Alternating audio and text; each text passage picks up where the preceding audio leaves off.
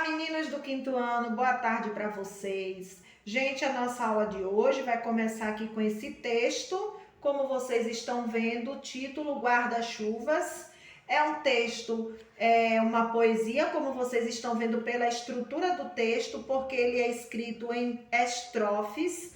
Textos que são escritos em estrofes são poemas.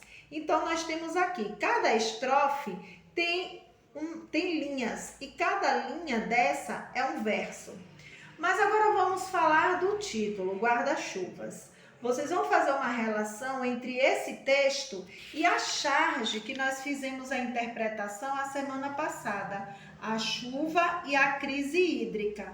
Vejam que um fala do guarda-chuva e o outro fala da crise hídrica e também tem guarda-chuvas na sua imagem.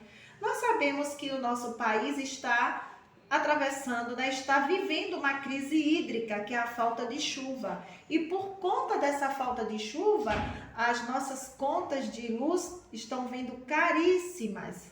Então, vejam só o quanto o clima influencia na nossa vida. Se não chove, falta alimento, os alimentos que tem ficam mais caros, os animais começam a passar fome e sede e todos nós, de uma certa forma, direto ou indiretamente, somos atingidos por conta dessa falta de chuva.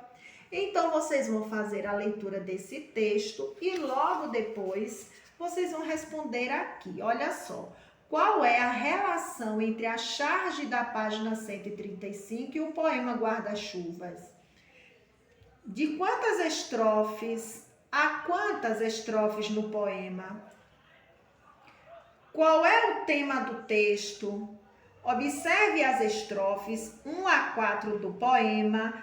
Como a autora constrói as rimas dessas estrofes? Vocês vão dizer nas estrofes onde estão as rimas. Se é no primeiro e segundo verso, terceiro verso, vocês vão identificar. E na quarta estrofe, como as rimas se apresentam? Como seria o guarda-chuva desejado pelo eu poético? Eu vou falar para vocês o que é o eu poético. Vejam que numa poesia, nós temos aí o autor, que é quem constrói, quem escreve, né? Como eu ia falando para vocês, em uma poesia, nós temos o autor.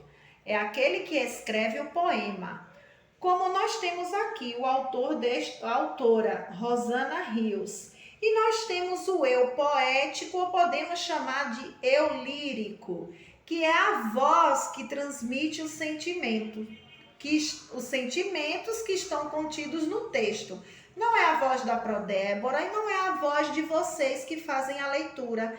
É a voz do sentimento, ou seja, quando a gente lê um texto, independente de ser poético ou não, a gente sempre percebe sentimentos expressos naquele texto. Então, nós chamamos de eu poético, se o texto for uma poesia, ou o eu lírico. Então, depois vocês vão responder aqui, ó. Tem a definição do eu poético e depois vocês vão responder. Por que será que o guarda-chuva desejado teria de ser pequeno como uma luva? Número 8. O último verso do poema é uma interjeição, palavra que exprime emoções, sentimentos e sensações. Copie o último verso.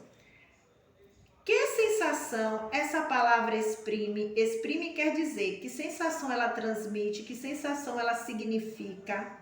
Agora nós vamos ver um pouco sobre geografia e depois nossa atividade no caderno. Bem, meninos, e depois em geografia, hoje nós vamos falar da região norte do nosso país. Nós já falamos da nossa região nordeste e agora vamos falar da região norte. Ela é formada por 7 estados, como vocês vão ler, e ela é a menor em densidade demográfica, que nós sabemos que quando se fala em densidade demográfica, estamos falando de quantidade de habitantes por quilômetros quadrados. Depois, vocês estão observando aí os estados, vocês vão identificar os estados, as capitais. Nós vamos fazer um estudo da divisão política. Quando a gente fala em divisão política, nós estamos nos referindo à divisão territorial desse estado.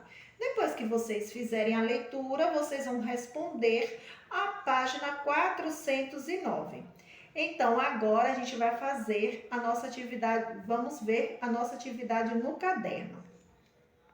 Bem, gente, depois no caderno nós vamos fazer atividade de matemática sobre os assuntos estudados. Frações equivalentes, frações próprias, impróprias e aparentes.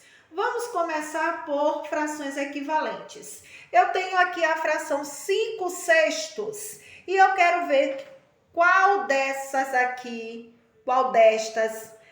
é equivalente a esta daqui, ou se todas são equivalentes a 5/6.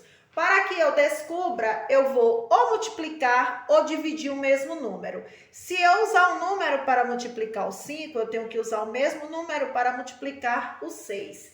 Se eu usar um número para dividir o 5, eu tenho que usar o mesmo número para dividir o 6.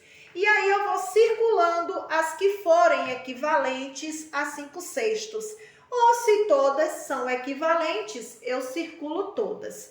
A mesma coisa eu farei com 2/8. Eu vou multiplicar ou dividir 2/8 por o mesmo número e ver qual delas ou todas são equivalentes a 2/8. Número 3. Informe a fração correspondente. Estamos falando de frações impróprias, onde o numerador é maior que o inteiro. Então, observe como estão distribuídas aqui os desenhos e informe que fração corresponde a estes inteiros aí.